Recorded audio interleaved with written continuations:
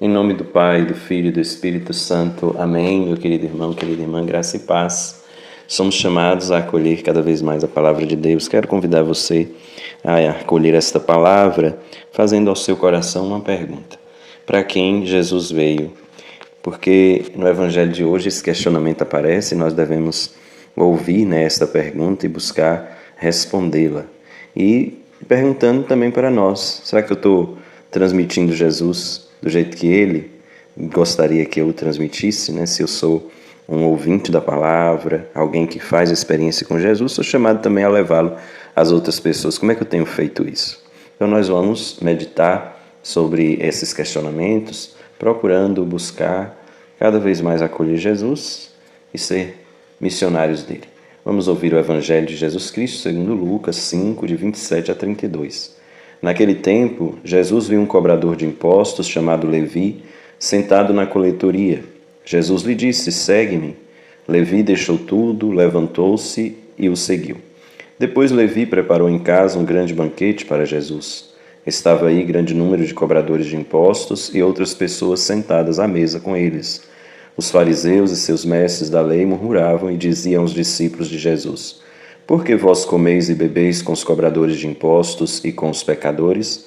Jesus respondeu: "Os que são sadios não precisam de médico, mas sim os que estão doentes. Eu não vim para chamar os justos, mas sim os pecadores para a conversão." Palavra da salvação. Glória a vós, Senhor.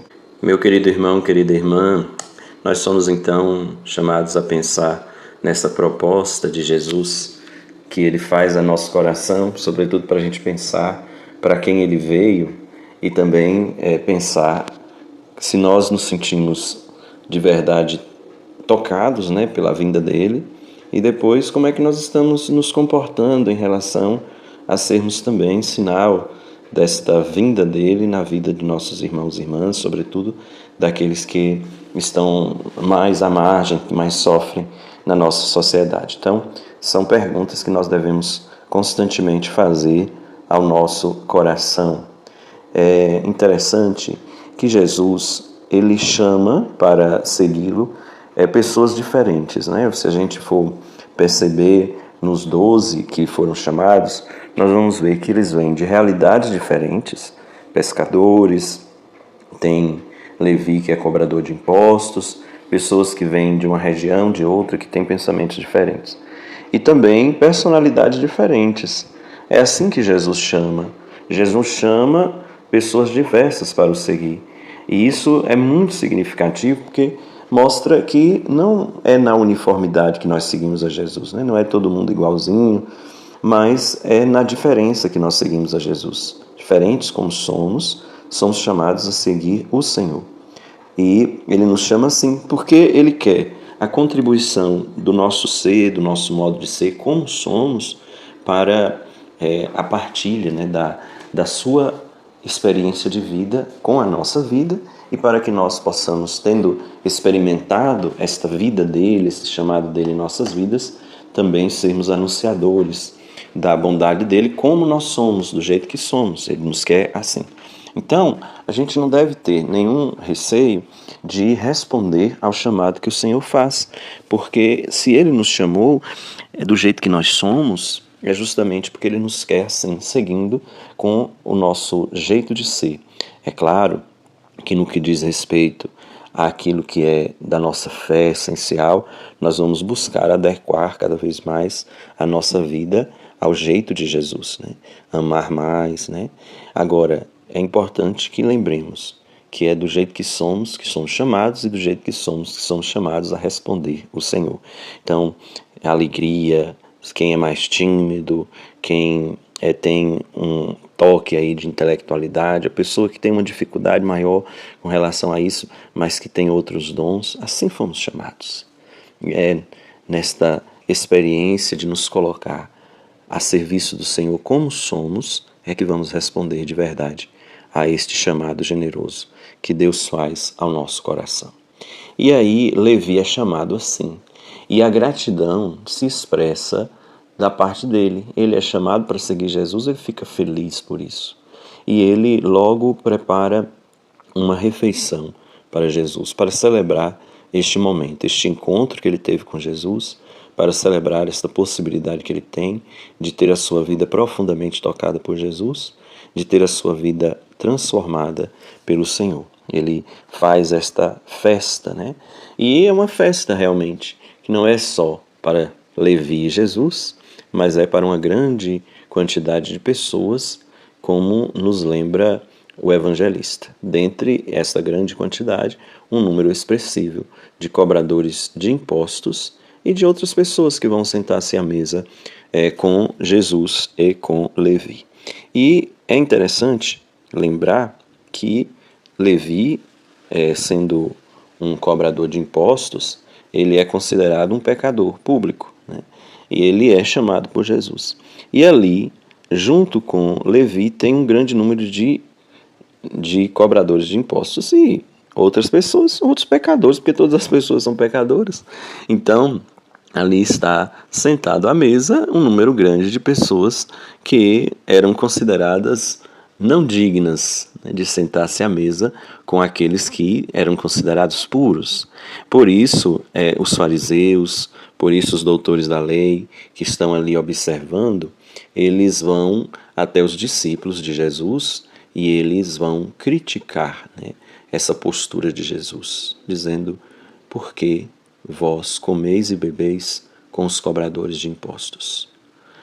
Eles falam isso aos discípulos porque, para os que eram considerados puros, para os praticantes da fé judaica, não se podia sentar à mesa com alguém que era considerado impuro, ou pecador. Então, o cobrador de impostos e os outros pecadores ali são considerados impuros.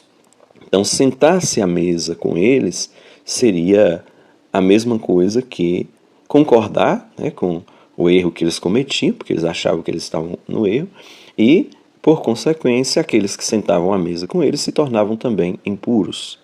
Então, a lei do puro e impuro está presente aqui.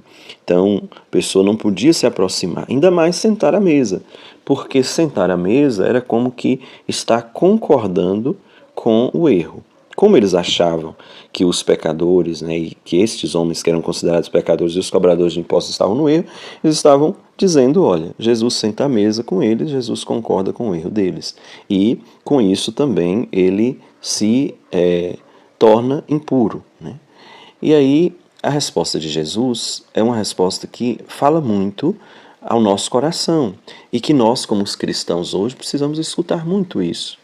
Jesus diz: olha, os que são sadios não precisam de médicos, mas sim os que estão doentes. Eu não vim chamar justos, mas sim os pecadores para a conversão.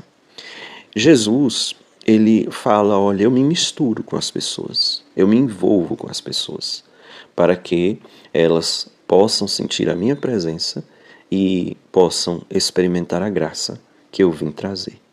E aqueles que estão no erro, e aí é para todos nós, também para os fariseus, também para os doutores da lei, porque eles se achavam santos, mas eram pecadores, porque todo ser humano é pecador.